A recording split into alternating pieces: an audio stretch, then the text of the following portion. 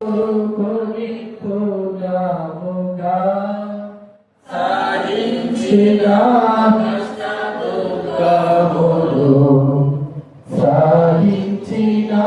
కష్ట దుఃఖములు బహుగా ఫలముందేదము బహుగా ఫలముందేదము వెళ్ళేదము గురి వెళ్ళేదము వెళ్ళేదము గుడి వెళ్ళేదము శ్రేష్ఠ దేశమును చేరుటను శ్రేష్ఠ దేశమును చేరుటను నీతి నివసించును అందునా నీతి నివసించును అందునా. ప్రార్థన చేసుకుందా. బయట లోపలికి రండి. ఒక్కరున్నాడు చాలు. రండి, లోపలికి రావాలి అందరూ. ఒకరు ఇద్దరు అంతే, అంతకు మించి చెప్పుకుంటా కూడా. చంద్రశేఖర్ లోపలికి రా. అదే పర్లేదు, అయిపోయింది. వచ్చే లోపలికి వచ్చే. ప్రార్థన చేసుకుందా. పరలోకమున్న తండ్రి, జీవం కలిగిన మా ప్రభువా, మీకు స్తోత్రాలు తెలుస్తా ఉన్నా. బలలో ప్రవేశించే మాకు స్తోత్రాలు. నీ వాక్యం ద్వారా మాట్లాడండి.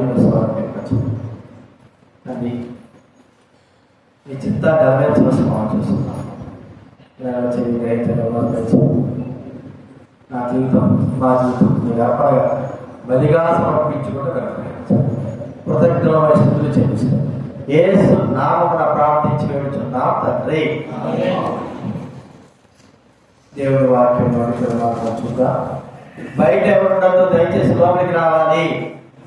ఒక్కరిద్దరు తప్ప ఇంకెవరు ఉండద్దు.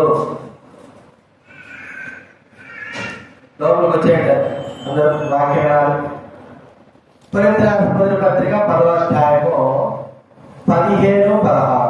కొరింథీయులకు రాసిన పత్రిక 10వ అధ్యాయము 15-16. మనం కలిసి కూడా బైబిల్ వెనక నుంచి 152వ పేజీ 150.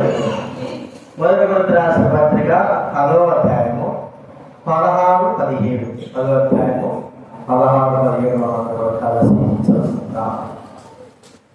మనము దీవించు ఆశ్రయించిన పాత్రలు కావుట క్రీస్తు రక్తంలో పాల్గొంచుకుంటే కదా. మనం విరుచురొట్టె తిరుగుట క్రీస్తు రొట్టెలో పాల్గొంచుకుంటే కదా. మనమందరం ఒకటే రొట్టెలో పాల్గొంచుకుంటున్నాము. రొట్టె ఒకటే కదా, అనేకమైన మనం ఒక్క శరీరమై ఉన్నాము. అలాగే యోహాను సువార్త 1వ అధ్యాయం 29వ వచనం. యోహాను రాసిన సువార్త 1వ అధ్యాయము 29వ వచనం. అందరం కూడా కలిసి చదువుతున్నాం.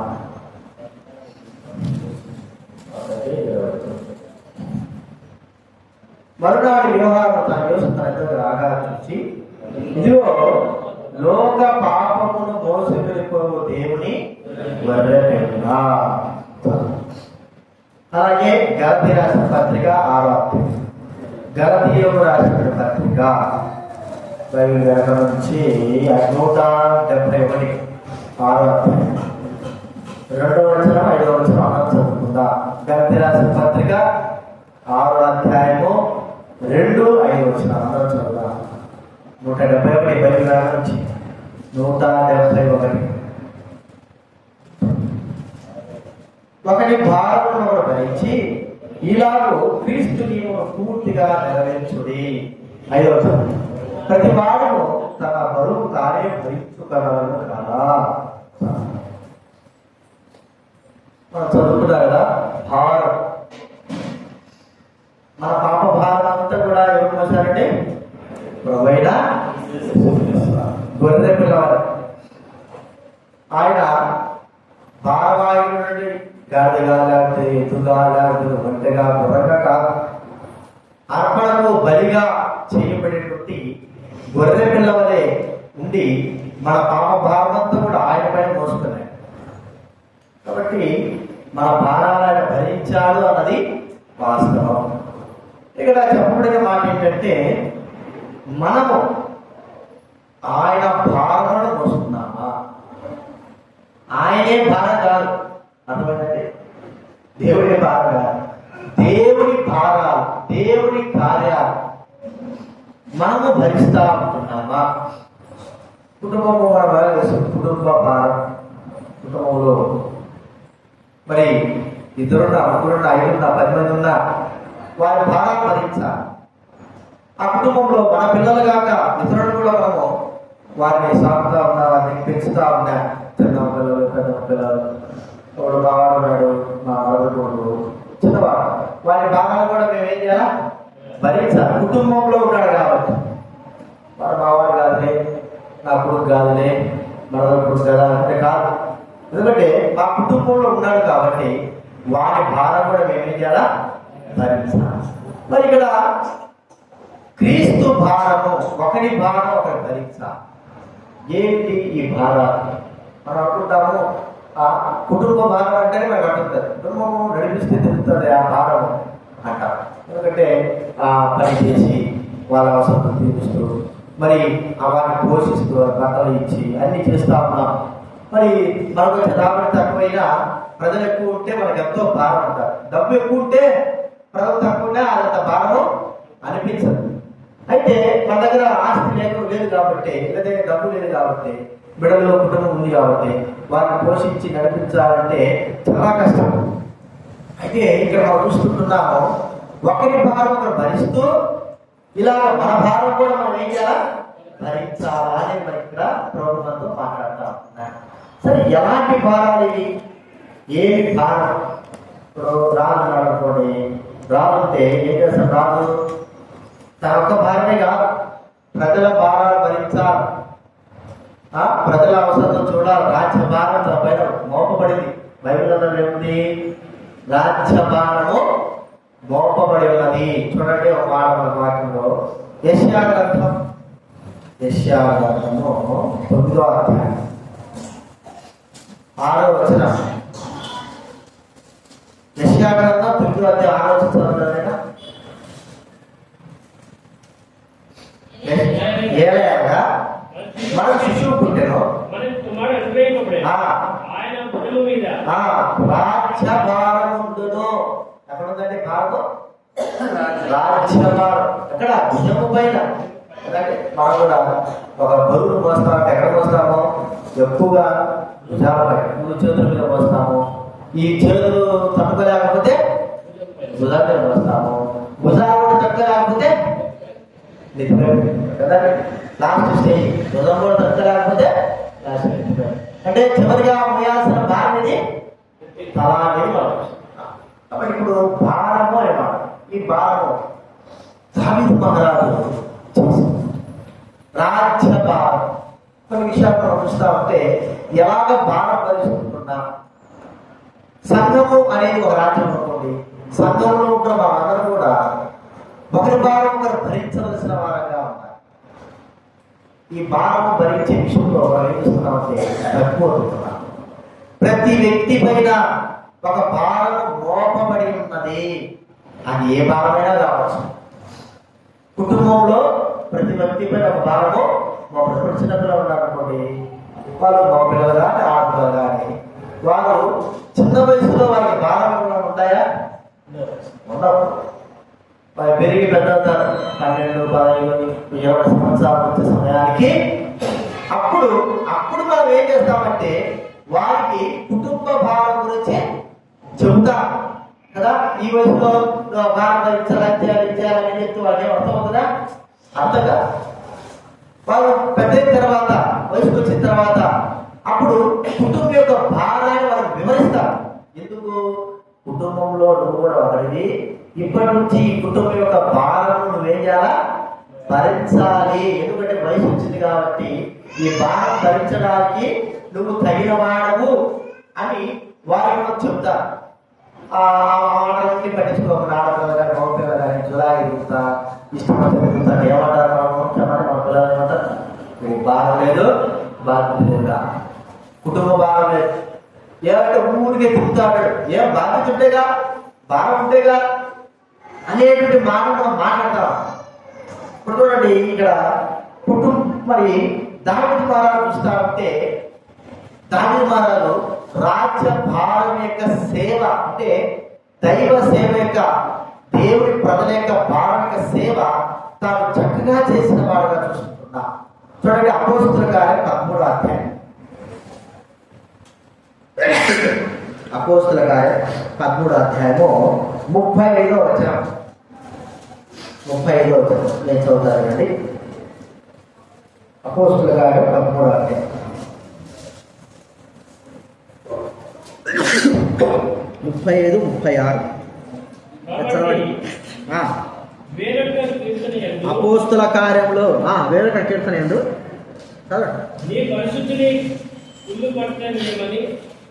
కుళ్ళు పట్టనీయమని చెప్పుచున్నారు. దావీదు దేవుని సంకల్పము చొప్పున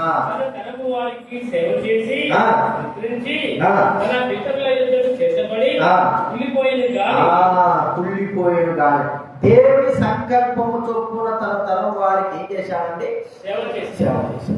దేవుడు మరి తనకు అప్పచెప్పినాడు.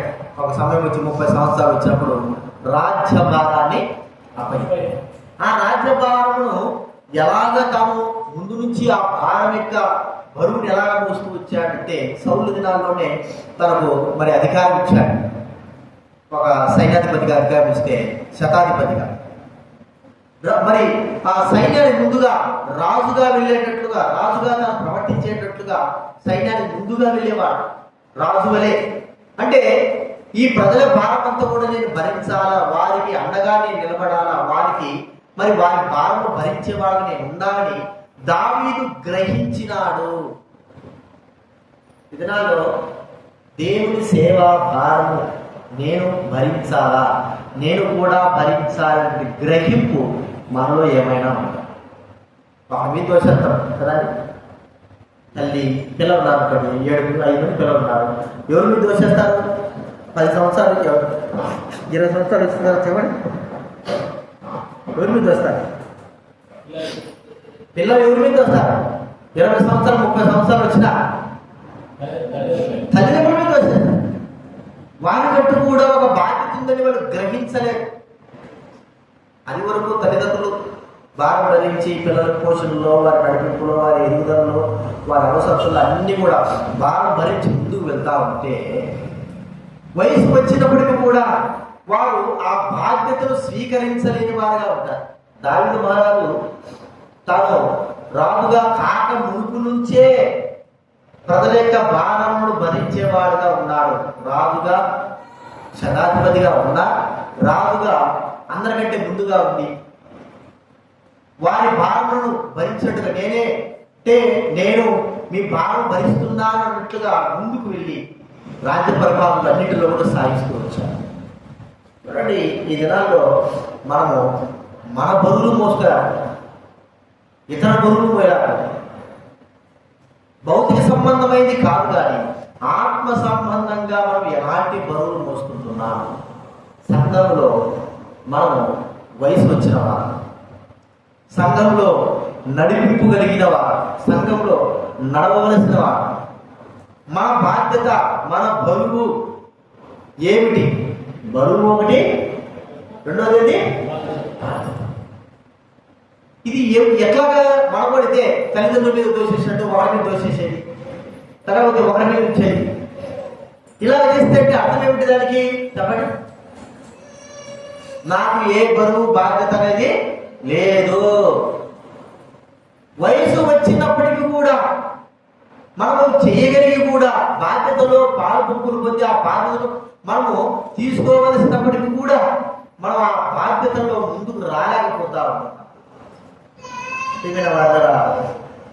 బరువు బాధ్యతలు దావీదు మహారాజు తన భుజం పైన మోసినట్లుగా రాజుగా వారి యొక్క బరువు బాధ్యతల్లో తాను అండగా నిలబడిన వాడుగా ఉంటున్నాడు. ఇది నీ బరువు బాధ్యతలు ఏమై ఉన్నాయి?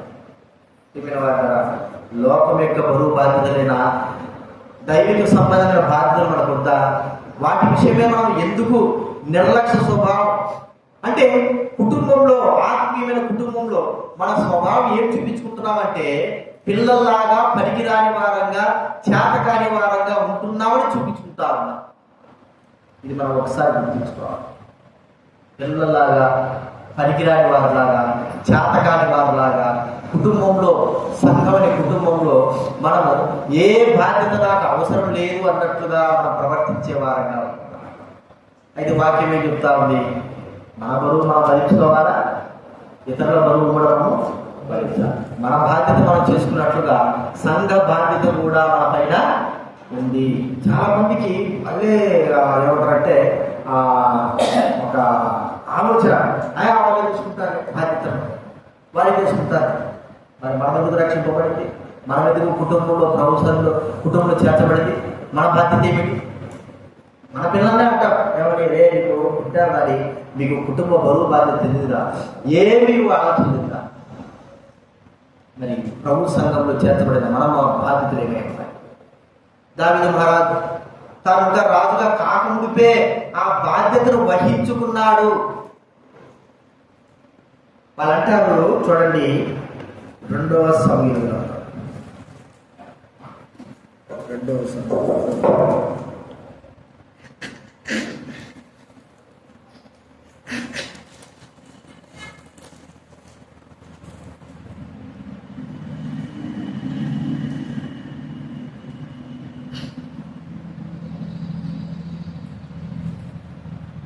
5వ అధ్యాయం 2వ వచనం చదవండి. మొదటి 2వ వచనం చదవండి.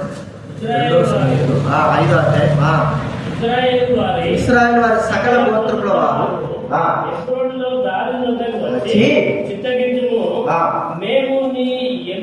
నంటిన వారు రక్త సంబంధులము పూర్వకాలమున సౌలు మా మీద రాజయ్య ఉండగా నడిపించువాడవై ఇంటివి.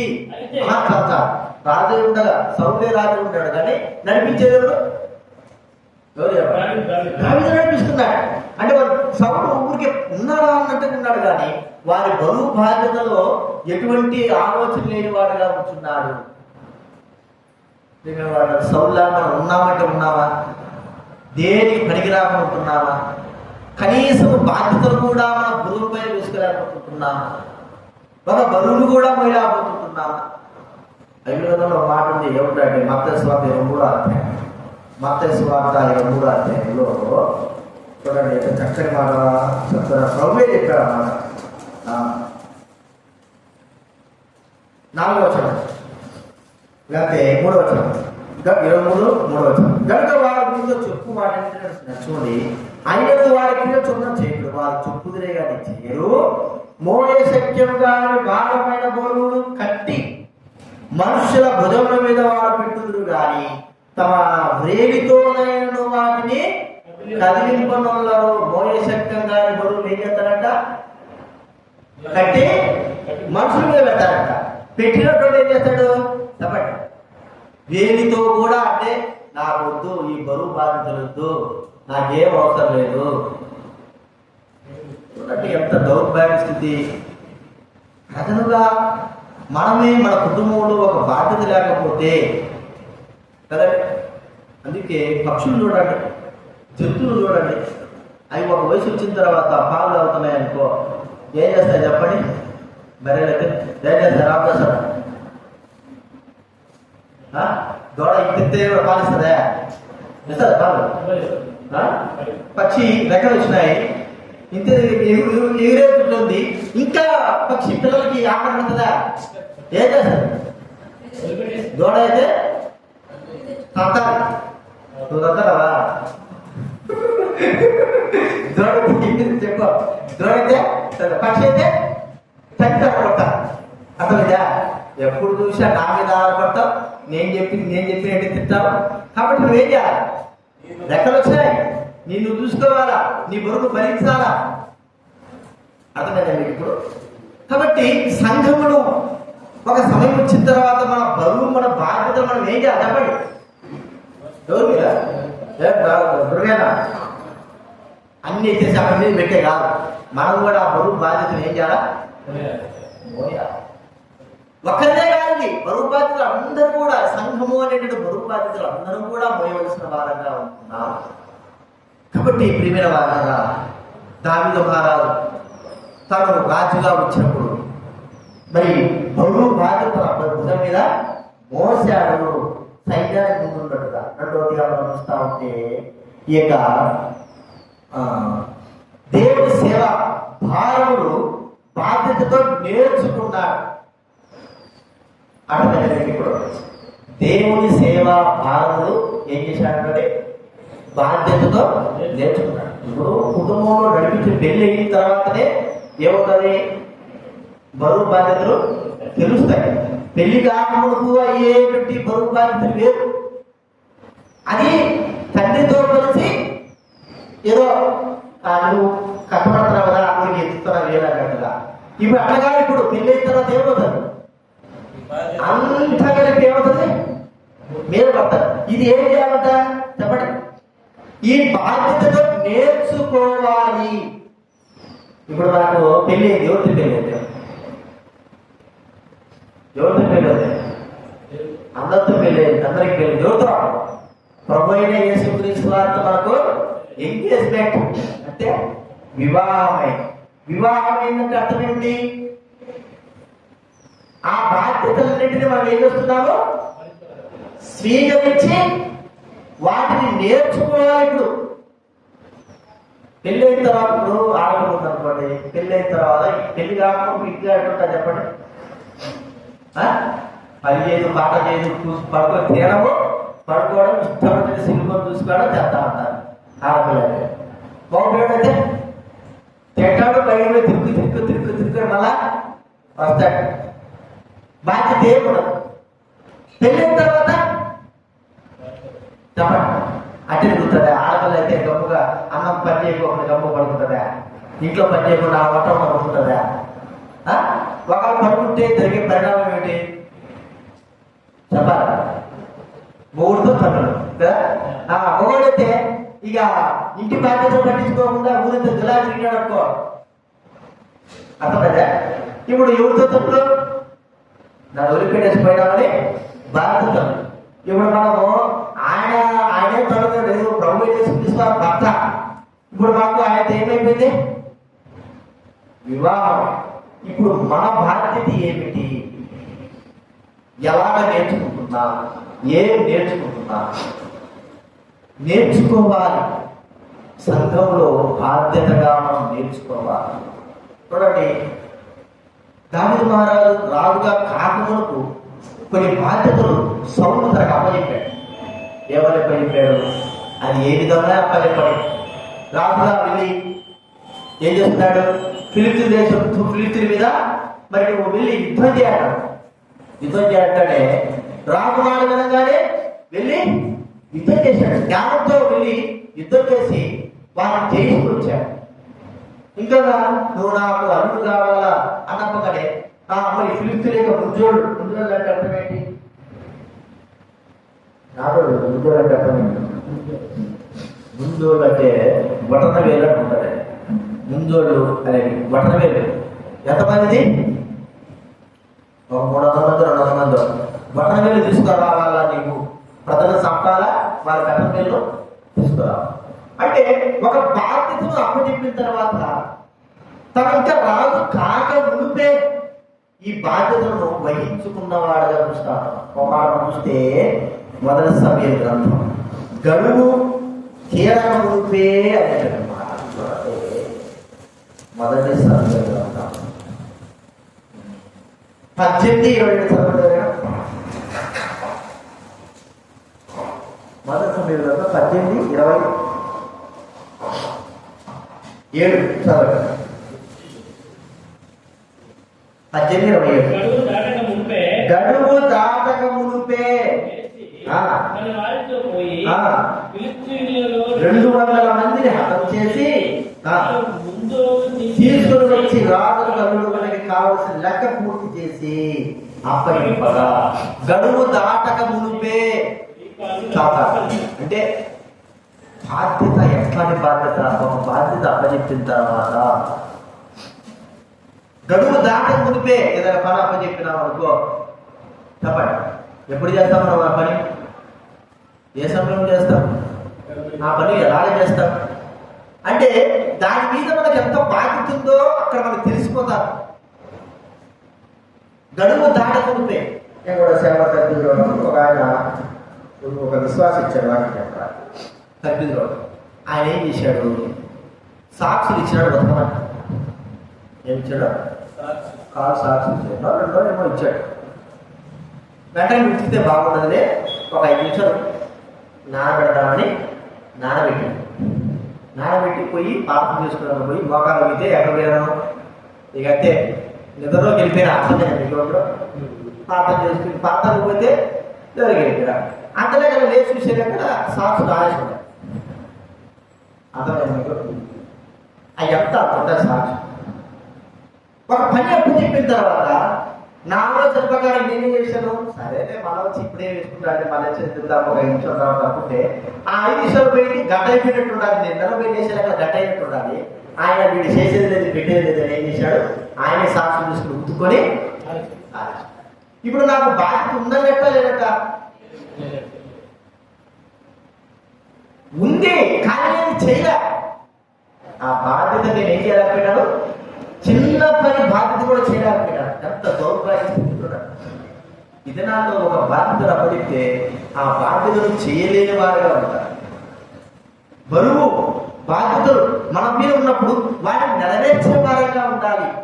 ఎప్పుడైతే మనం నేర్చుకుంటామో వాటిని చేయడానికి ఆ బరువు బాధ్యతను మన పైన ఉంచుకొని నేర్చుకుంటామో రాబోయే దినాల్లో ఎంత శ్రమైనా మనం ఏం చేస్తామో ఎదుర్కోగలం. ఎద్దులు ఉన్నాయి మన బాగా తెలుసు. ఎద్దులకి ఏం చేస్తున్నారు ప్రతిరోజు మీకు చూసుంటారు కదా, 10 రోజులు కోడలు ఏం చేస్తున్నారు, నేర్పిస్తున్నారు.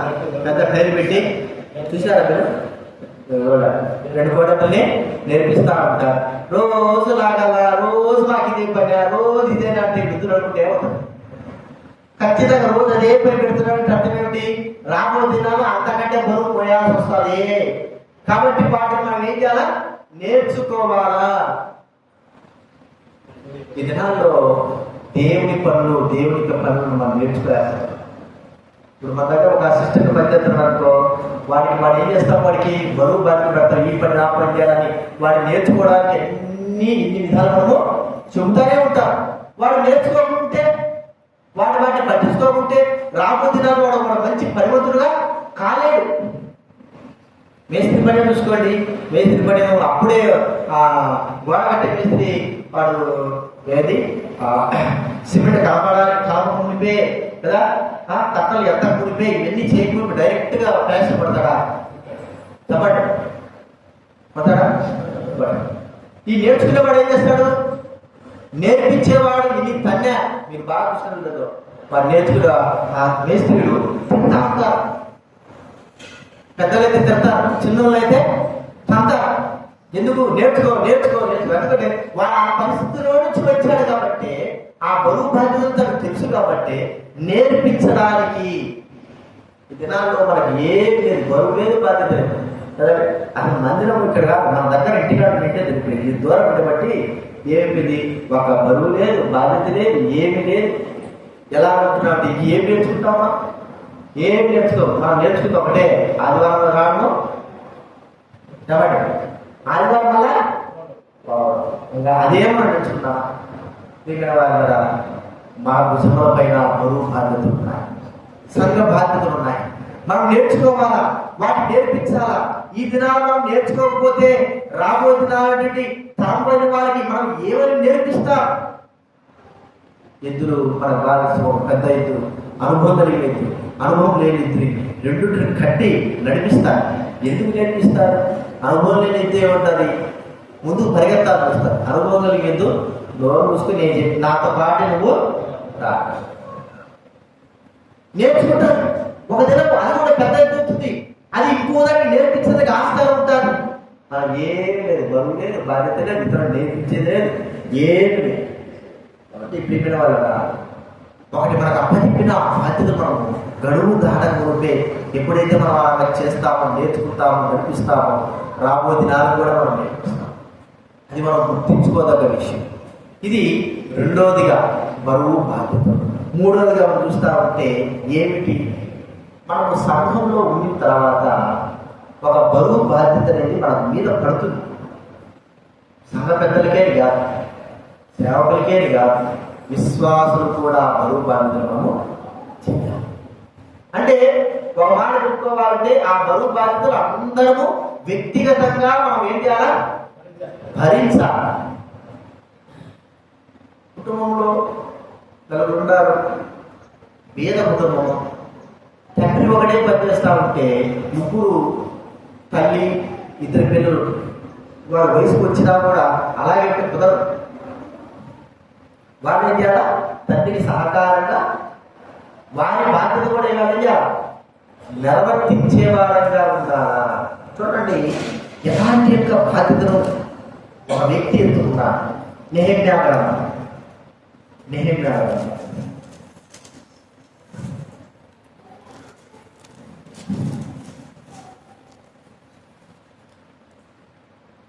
గ్రంథము 5వ అధ్యాయం 14 చదవండి.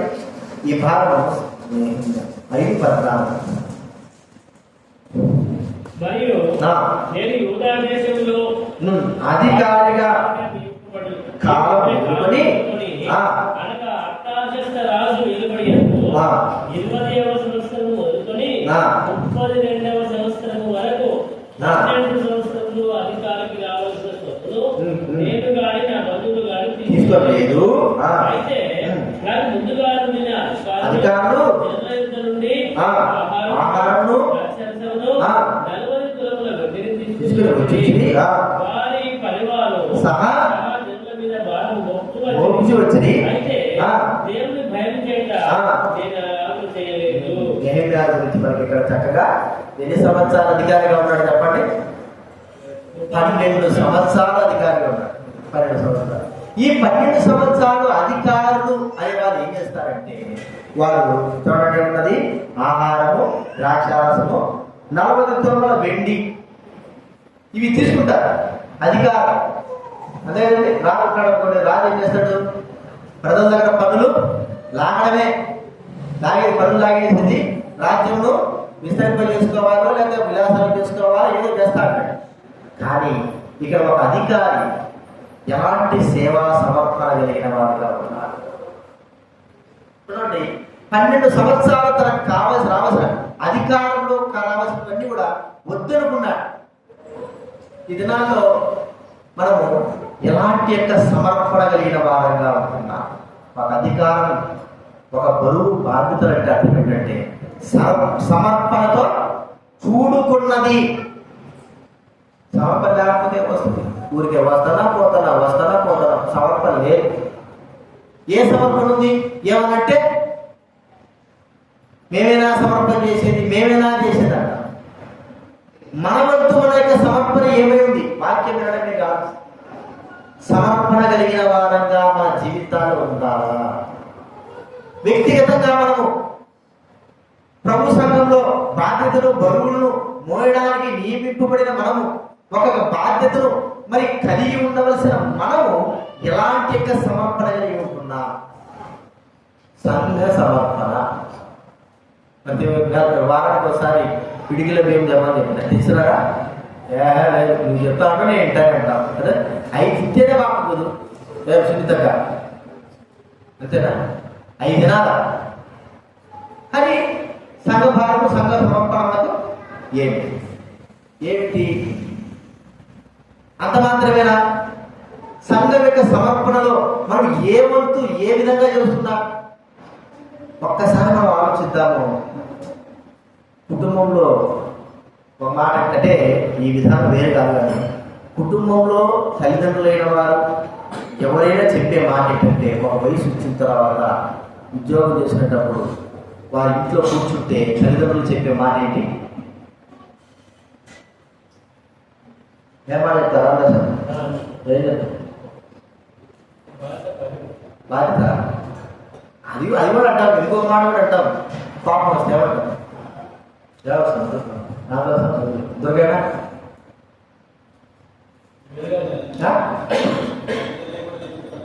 ఇంకోటి పల్లె ఎవరు దొరుకుతుంది? ఇంకోటి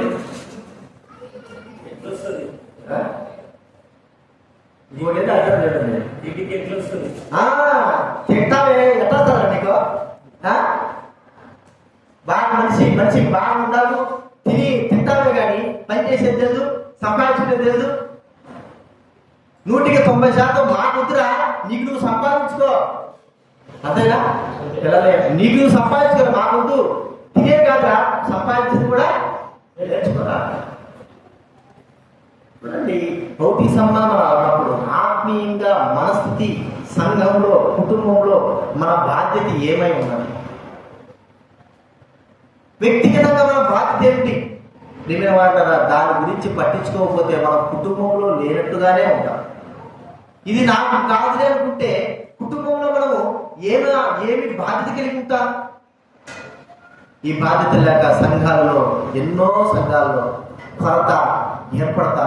ప్రియమైన వారు, అందరూ కూడా వారి వారి బాధ్యతలను మనం పూర్తి చేయగలిగితే, సమర్పణ కలిగి జీవించగలిగి ఉంటే సమృద్ధి అయిన సంఘంలో ఆత్మీయ స్థితి కావచ్చు, మరి భౌతిక సంబంధమైన కావచ్చు, అన్ని విషయాల్లో సమృద్ధిగా మనం అనుభవించగలం. బాధ్యత లేకుండా ఉంటే కుటుంబంలో ఏముంటుంది చెప్పండి? కొరత. అంతేనా? కుటుంబంలో కొరత అనేది. ఆ కొరతలు లేకపోకుండా మనం మన వంతు, మన బాధ్యత మనము నెరవేర్చే వారంగా ఉండాలి. దావీదు మహారాజు తను మరి సమర్పణ కలిగిన వాడుగా ఉన్నాడు. దేవుని మందిర విషయంలో ఎలాంటి సమర్పణ అంటే మనం చేయలేమండి ఆ సమర్పణ. చూడండి, 1 దినవృత్తాంతాల గ్రంథం 29వ అధ్యాయం. 1 దినవృత్తాంతాల గ్రంథం 29వ అధ్యాయము మొదటి 2 వచనాలు దావీదు సర్వ సమాజం ఇలా సంధించను. నా కుమారుడు సొలొమోను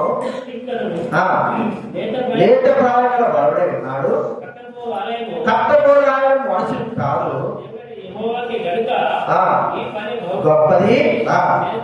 నేను బహుగా ప్రయాసపడి బంగారును ఎన్ని చదువులు ఇంకా కూడా నా దేవుడి మందిరం మీద నాకు కలిగి ఉన్న మక్కువ చేత కింద నా సొంతమైన బంగారమును. ఇంకేమంటాడు? యెహోవాకు మరి నేను ఇష్టపూర్వకంగా ఇస్తున్నాను. తనకు దేవుని మందిరము కట్టేటువంటి బాధ్యత ఉందంటారా లేదంటారా? ఇప్పుడు మందిరంలో బాధ్యతలు అప్పగిస్తేనే అవ్వలేదా? దాని మహారాజుకు దేవుడు ఏమి అప్పగించలేదు? దేవుని మందిరం కట్టే బాధ్యత ఇవ్వలేదు. అయితే దేవుని మందిరంకు సమకూర్చవలసిన బాధ్యత తనపై ఉంది. మందిరం కట్టకపోయినా కూడా వాటి నిమిత్తమై ఏమేమి కావాలో వాటన్నిటిని సమకూర్చే బాధ్యత తాను కలిగి ఉన్నాడు. కట్టింది సొలొమోనే, కానీ వాటి సమకూర్చేది ఎవరండి? తాను నన్ను దేవుడు కట్టొద్దన్నాడు, నేను నా కొడుకు చూసుకుంటాను, ఉంటే లేదు. దేవుడు మందిర విషయమై అలా ఆలోచనలు లేనివాడుగా ఉన్నాడు. తాను కట్టకపోయినా పర్వాలే, ఆ బాధ్యత కలిగి తాను దేవుని సన్నిధికి ఏమేమి అవసరమో వాటన్నిటినీ కావలసిన వాటిని తనకు ఏం చేశాడు? ఇచ్చివేశాడు. నేను ఏ విషయం చెప్తాను మర్చిపోయాను. ఈ మందిర విషయమై జాన్సన్ గారిని షాపులో ఒక విశ్వాసం చనిపోయారు. మన 2 రోజుల క్రితం నేను హైదరాబాద్కి వచ్చాను. ఇంజనీర్. నేను మామూలుగా భూస్థాపన పోలేదు, సరేలే తెలిసినాడు కదా, అంటే తెలియదు నాకు, పోదామని పోయినా. ఒక్కొక్కరు ఇస్తున్న సాక్ష్యము చాలా. ఒక ఇంజనీరు వాళ్ళ భార్య కూడా పెద్ద పోస్తున్నారు, మంచి ఇల్లు కట్టుకున్నారు. తన బాధ్యత ఏమిటి అనేది అంటే మీరు ఆశ్చర్యపోతారేమో, కానీ వాళ్ళు చెప్తారంటే ఒక సేవకుడు చెప్తున్నాడు. జాతరన్న మనకు ఆయన అంటాడట, ఏమని, మందిరాల్లో ఎక్కడైనా సరే అవసరాలు ఉంటే ఖచ్చితంగా నాకు చెప్పండి, నేను వస్తాను, ఖచ్చితంగా ఆ బాధ్యత నేను తీసుకుంటాను. చిన్న సంఘమైనా పెద్ద సంఘమే కాదు, చిన్న సంఘం దైవ సేవకుడు వాళ్ళ ఇల్లు లేకపోయినా, మందిరాలు లేకపోయినా చెరలా అని ఉండాలి. మీ దేశంలో చెరలా భద్రాచలం దగ్గర, వెంకటాపురం. ఈ రెండు దైవసేవలు వచ్చారు. ఇద్దరు విధవాళ్ళ దైవసేవ ఇద్దరు సేవలు చనిపోయారు. చర్లాడి సంఘానికి మందిరము 4-5 రేకులు కాక పెంకు వేసుకుంటే ఆయన సేవకుడు కూడా మా బాగా తెలిసారు. ఈయన సమర్పణ కలిగి వెళ్ళి ఈయన 19 గుణాలు తీసుకుని పెద్ద మందిరం ఎస్టాబ్లిష్ చేశాడు. సరే తక్కువ వస్తారు అనుకోండి, అంత పూర్తి పిలిచాడు. ఎంత అంటే ఆ చెప్తే నాకు ఆశ్చర్యం అయిపోయింది. 9 లక్షలు ఖర్చు పెట్టాడు సొంతగా ఒక మందిరాన్ని.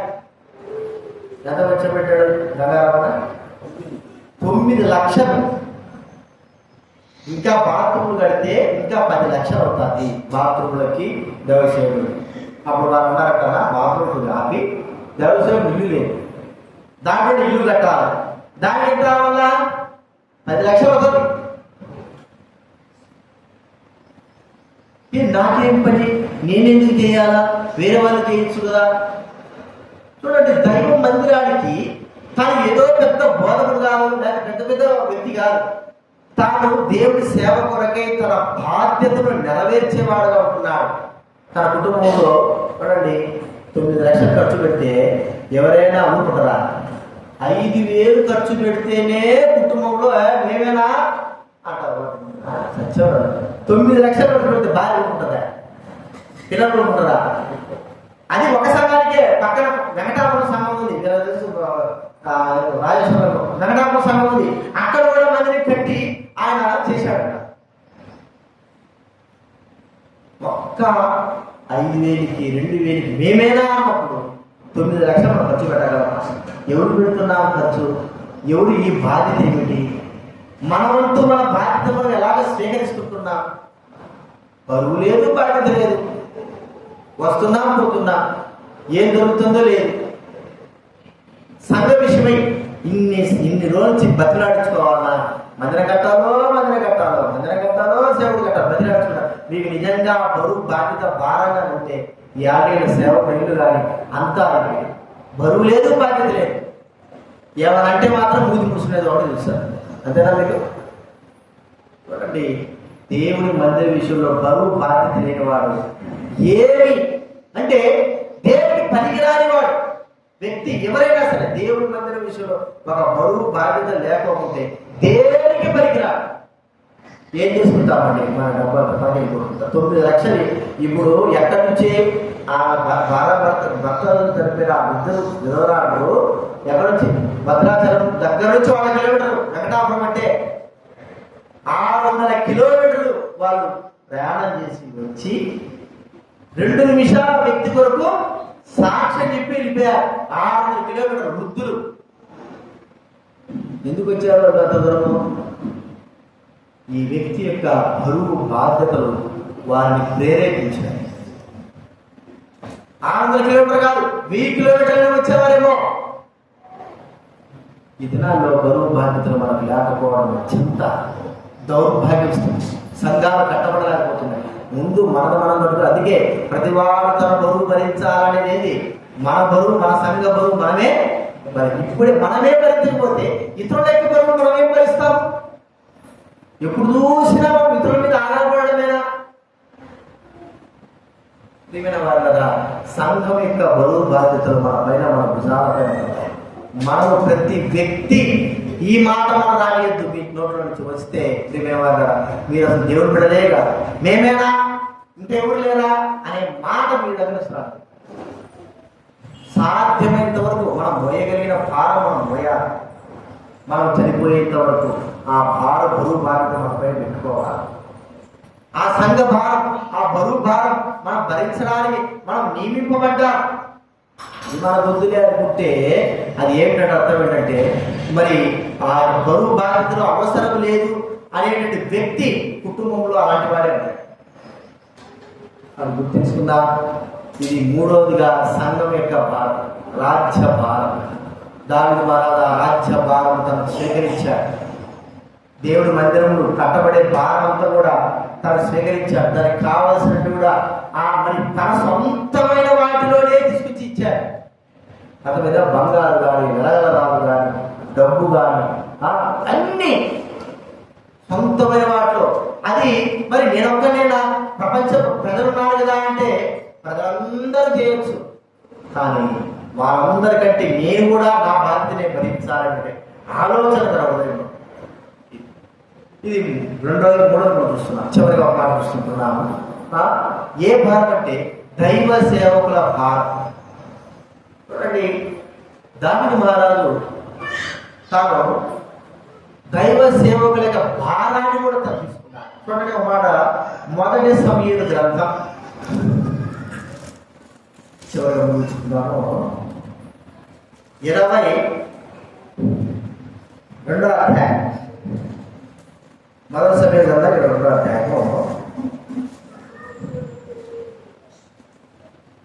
18వ వచనం. రాజు దోయేగుతో నీవు ఈ యాలకి మీద పడునని చెప్పిన. అప్పుడు ఏదోమిడైన దోయేగు యాలకి మీద పడి ఏ ఫోను ధరించుకున్న 80 ఆయన హతము చేశాను కదండి. హతం చేస్తే చూడండి ఇక్కడ ఏమున్నది, అహీటువు 20వ వచనం. అహీటువు కుమారుడు అహీమెలెకు కుమారుడు అబ్యాతారు తప్పించుకుని పారిపోయి దావీదు వద్దకు వచ్చి కదండి. తర్వాత 23వ నువ్వు భయపడిన నాయకుడు భద్రంగా ఉండు, నా ప్రాణము తీర్చువాడు నీ ప్రాణం తీర్చువాడు ఒకడే అభ్యాసంతో చెప్పాను. యాజకుడైన వారిని ఏం చేశాడు, సౌలు తప్పించేశాడు. ఈ యాజకుడైనటువంటి వ్యక్తి, అభ్యాతారుడు వ్యక్తి పరిగెత్తి దావీదు దగ్గరకు వస్తే దావీదు అభ్యాతారు యొక్క మరి బరువు బాధ్యతను తాను స్వీకరించి నా దగ్గర ఉండు, నేను నిన్ను పోషిస్తానన్నట్లుగా, నేను నిన్ను నడిపిస్తాను, నేను నీకు సహాయం చేస్తాను. ఆ వ్యక్తి ముందుగానే 600 మంది తన దగ్గర ఉన్నారు. అర్థమైందా? 600 మంది దాకా ఉన్నారు. వారిని ధరించడానికే తలపడలు వెళ్తుంటే మళ్ళా ఆయన కూడా వచ్చాడు. ఆ వచ్చిన వాడు ఎవరు? సౌలుకు విరోధైన వాడు, యాజకుడైన వాడు. ఆ వ్యక్తిని పోషించాలి.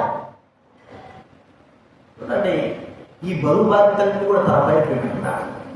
ఈ దినాల్లో దైవ సేవకుల భావ బాధ్యతలు ఏమి కూడా ప్రజల్లో కలగడం. చూడండి, ఆ మందిరకాడ ఇంటికాడ ఇక్కడంటే అనుకోవచ్చు, ఆ ఇంటికాడ ఉన్నాము, కనీసం రోజుకు ఒక్కసారి వచ్చి దైవ సేవకు పోతున్నారా? 2 రోజులకు ఒకసారి. ఎన్ని రోజులు అయింది దేవుడు నిలగాడి కాక ఇంటికాడి కాక? బాధ్యతలు ఉన్నాయా? బియ్యం అతను తింటే తిను, లేకపోతే గ్యాస్ అతను తింటే తిను, లేకపోతే అంతేనా? ఇంకేమంటే చెప్పండి, ఏమి బాధ్యతలు భరిస్తున్నాడు, ఏముంటున్నాడు, ఏం చేస్తున్నాడు, ఏముంటున్నాడు? వాళ్ళరా దైవ సేవకులు. అందుకే ఒకవేళ నేను పోయినా ఇక్కడ దైవ సేవకుడు అయితే ఉండలేదు. ఏం చేస్తారు? ఎవరు పట్టించుకోకపోతే నాకు ముందున్నట్టు ఎందుకు పోయాలనుకుంటున్నారు మీరు? చెప్పండి. నాకు ముందున్నాడు ఒక వారం ఉన్నాడు, చూసారా? నెల వారం. నా ముందు ఒక అతను ఉన్నాడు, తిమోతిని వచ్చాడు. ఎందుకు పోయినాడు? ఈ అట్ట పట్టించుకోరా నన్ను ఆడ దౌతాపతి పెట్టేసి ఆడ కాలం వస్తారు, నన్ను ఎట్ట పట్టించుకోరు, నన్ను ఎట్లా చూడరు, నా పిల్లలు ఎట్లా చూడరని అద్దె పక్క. బరువు బాధ్యతలు అనేది మన జీవితాలు అవసరం.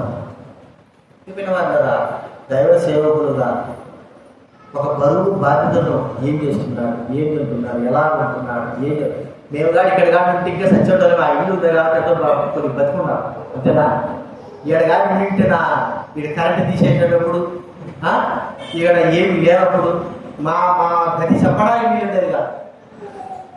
నేను ఫోన్ చేసుకోవాలి, రెండో ఒక బరువు లేదు, బాధ్యత లేదు, ఏమి లేదు.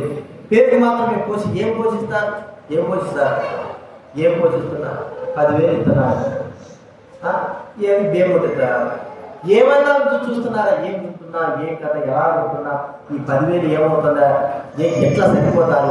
మాకు 70,000 అవుతాడన్నా మాకే సరిపోవడం లేదు. నీకు ఎట్లా సరిపోతాను? ఏం చేస్తున్నా? కనీసం ఆ దినాల్లో దీనికి అంతటి కారణం ఒకటే నేను చెప్తున్నాను, ప్రేమ లేకపోవడం.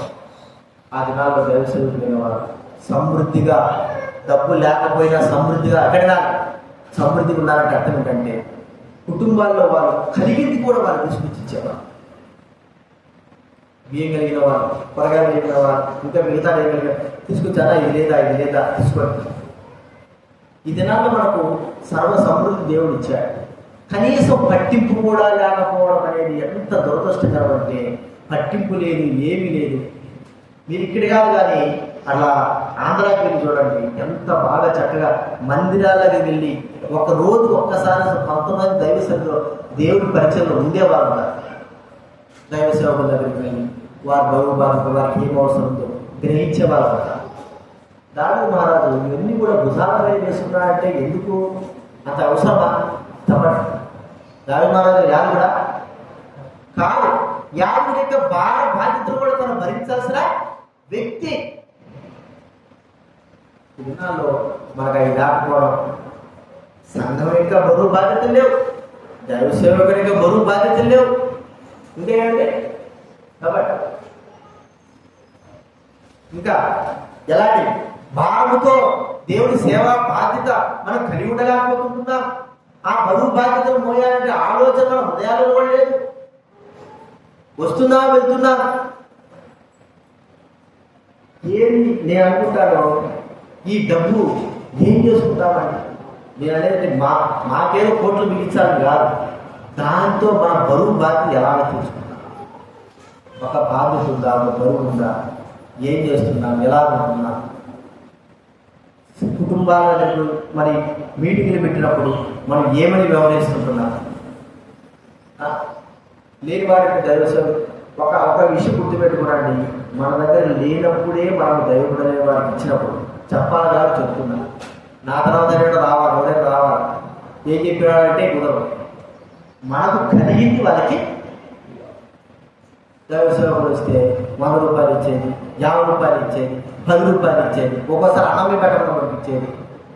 సిగ్గు అనిపించదా లేదా? మనం 100 రూపాయలు ఇస్తావా, 200 ఇస్తావా, అడకని అడుగుతున్నా చెప్పండి.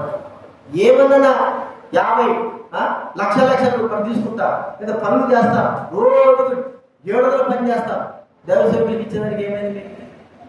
దైవడికి వచ్చేదానికి ఏమైంది చెప్పండి. నేను కాబట్టి అడగడం లేదు కానీ గమ్ముకున్నాను. వేరే వాడైతే మర్యాదగా తీసుకొని ఇచ్చేస్తాను. నేర్చుకోండి, కొన్ని విషయాలు మీరు నేర్చుకోవాలి. బరువు బాధ్యతలు అంటే అర్థం ఏంటంటే, సరే మాకు ఒకవేళ దైవసేవకుడికి చెప్పిన మీ కుటుంబాలకు ఎంత ఖర్చు పెట్టుకుంటున్నాను చెప్పండి. ఇది బాధ్యత కదా, బాధ్యత ఉంది కదా.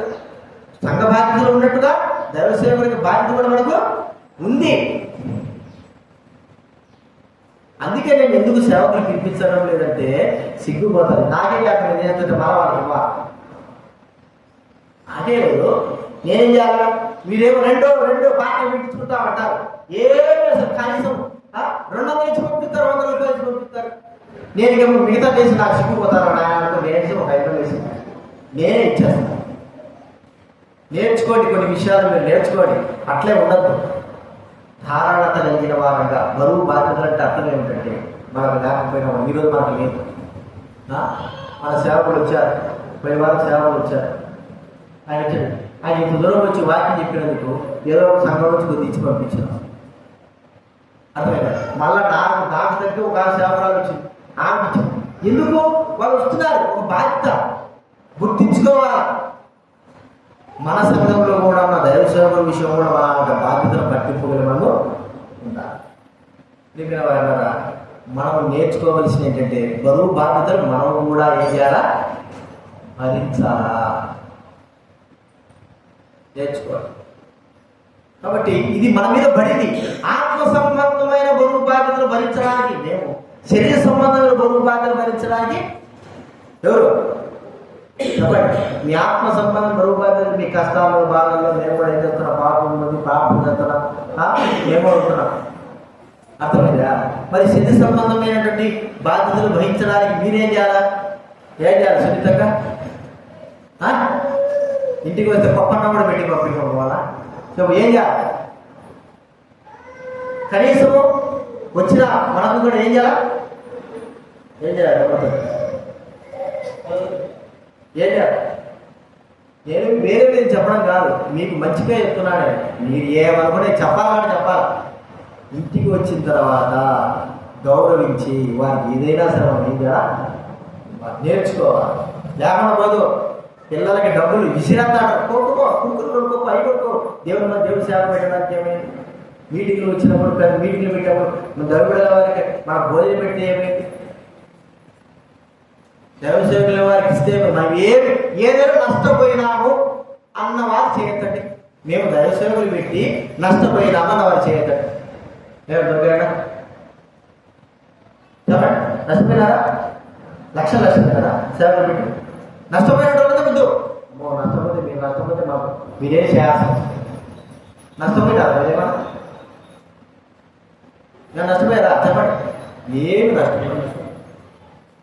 నేర్చుకొని కొన్ని విషయాలు ఇళ్ళకి వచ్చిన తర్వాత నేనే కాదు, లేడీ సేవకుడు కాదు, మహిళాసే కాదు, నా తర్వాత వచ్చే వ్యక్తే కాదు, దేవసేవుడు ఇంటికి వచ్చిన తర్వాత అసభ్యకరంగా చేయండి, భారం భరించాలి. అది మన బాధ్యత, మన బాధ్యత కాబట్టి వారికి మనం తగినంతగా ఉండాలి. అందుకే నేను అప్పుడప్పుడు అనిపిస్తూ ఉంటాను. అబ్రహాము మరి ఇక 5 మంది రాజులు యుద్ధం చేసి వచ్చిన తర్వాత షాలేం రాజు మెల్కీసెదెకు వచ్చాడు.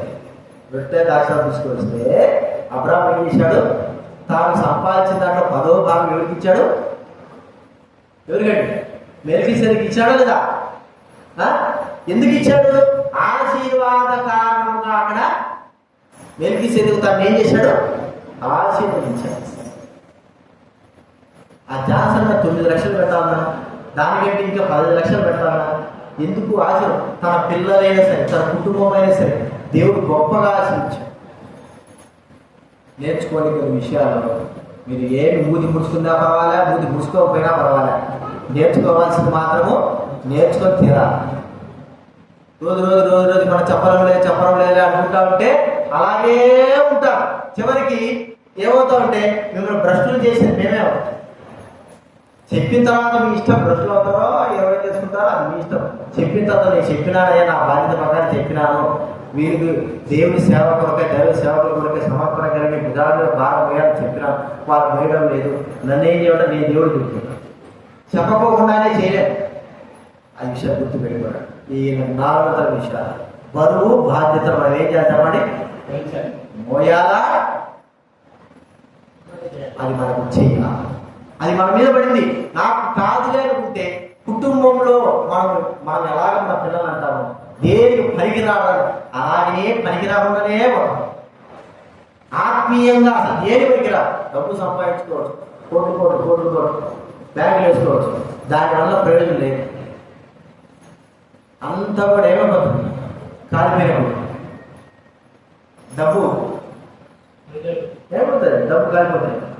కొద్దిగా కాలిన అంతేనండి, కొద్దిగా సైడ్లో కొద్దిగా కాలిందా అలా ఏంటంటే వాడు మారుతుందా? డబ్బు మారుతుందా? ఆ నల్లకు కూడా కాపాడుకోకుండా మనం కాపాడుకోవాలి. దాన్ని భద్రపరుచుకొని దాని సేవ కనుక మనము ఈ విషయాలు జ్ఞాపకం ప్రార్థన చేసుకుందాము.